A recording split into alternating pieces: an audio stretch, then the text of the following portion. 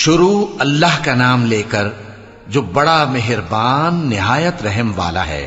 میں اس شہر یعنی مکے کی قسم کھاتا ہوں، اور تم اے نبی صلی اللہ علیہ وآلہ وسلم اسی شہر میں تو رہتے ہو، اور سب کے باپ یعنی آدم اور اس کی اولاد کی قسم کہ ہم نے انسان کو محنت و مشقت میں رہنے والا بنایا ہے۔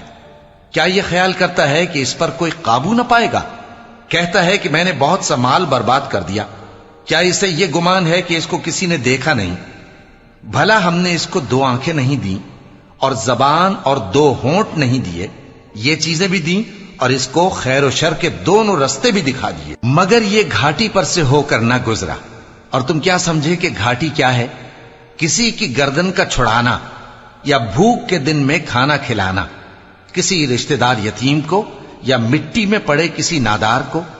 پھر ان لوگوں میں بھی شامل ہوا جو ایمان لائے اور جو صبر کی نصیحت اور ایک دوسرے کو مہربانی کی تلقین کرتے رہے۔ یہی لوگ اچھے نصیب والے ہیں، اور جنہوں نے ہماری آیتوں کو نہ مانا وہی برے نصیب والے ہیں۔ یہ لوگ آگ میں بند کر دیے جائیں گے۔